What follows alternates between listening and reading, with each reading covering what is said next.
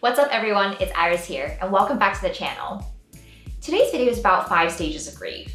Before we get started, don't forget to turn on your notifications and subscribe to watch my videos. We've all experienced grief at some point in our lives. It might be losing someone or something that mattered to us, like a family member, a friend, or a pet. Grief is completely normal and natural. It's a normal reaction to loss. Grief is difficult to tolerate, and we don't just get over grief. What we do is we move forward with it, and when it does pop up, there are feelings of pain and deep sadness. These feelings are absolutely normal and not something we need to push away. Tragic losses have an extra layer of processing necessary. We're not only processing the loss, we're processing what happened and dealing with feelings about it, like misplaced guilt or hopelessness. We play detectives trying to figure out exactly what happened, as if knowing will somehow change the outcome. They're just the conclusions our brain's coming to at the moment because we're grieving and processing.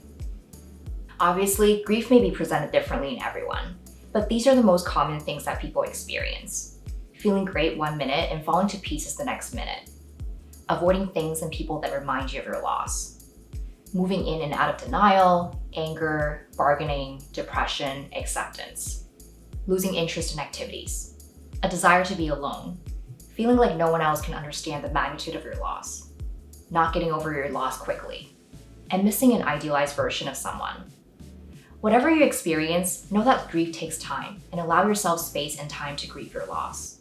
So before we go into it, a little reminder is that the 5 stages of grief do not necessarily occur in any specific order because everyone grieves differently, and that's perfectly okay and normal. The reason I want to introduce the stages is for you to look at them as guides in your grieving process and help you understand where you are when you're grieving. Each person will experience grief differently, and you may not go through every single stage in precise order. The first stage of grief is denial. Denial is one of the most common defense mechanisms. The first reaction to learning about a terminal illness, loss, or death of a loved one is to deny the reality of the situation. This isn't happening. There's no way that this is happening. Denial is a normal reaction to rationalize our overwhelming emotions because it's too much for us to handle the facts of the moment.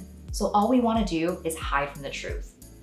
For most people experiencing grief, this stage is a temporary response that carries us through the first wave of pain. The second stage is anger. When reality starts to hit us and we're not in the denial stage anymore, the intense emotions we're feeling can be redirected and expressed as anger instead. Our anger may be aimed at inanimate objects, friends, family, or even strangers. It's also common that our anger may be manifested towards our dying or deceased loved one. We might resent the person for causing us pain or leaving us, and we may feel guilty for being angry, and this makes us more angry. The third stage is bargaining. When we feel helpless and we realize there's nothing we can do to bring back the person that's passed away, we try to regain control by using if-only statements. Some examples are, if only I had tried to be a better person toward them, or if only I spent more time with them. We bargain to protect us from the painful reality. We also might feel guilty because we start to believe that there was something we could have done differently to have helped save our loved one. The fourth stage is depression. In this stage, grief enters our lives on a deeper level, deeper than we ever imagined. Empty feelings present themselves, and this depressive stage feels though it'll last forever.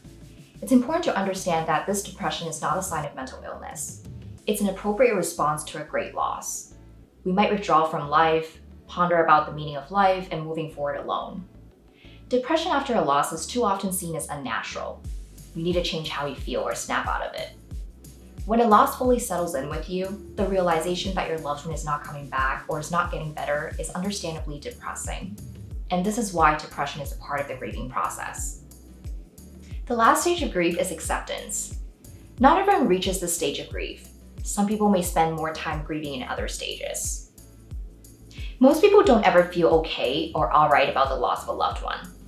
This stage is about accepting the reality that our loved one is physically gone and recognizing that this new reality is the permanent reality.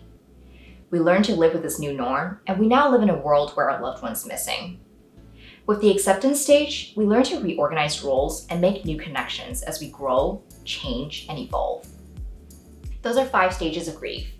Remember, grieving is a personal process that has no time limit, nor one right way to do it.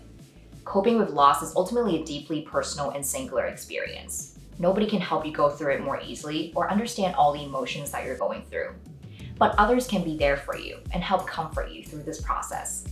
And if you're having a really difficult time dealing with a loss, it might be helpful for you to seek out professional help and speak to a therapist to process your feelings and grief.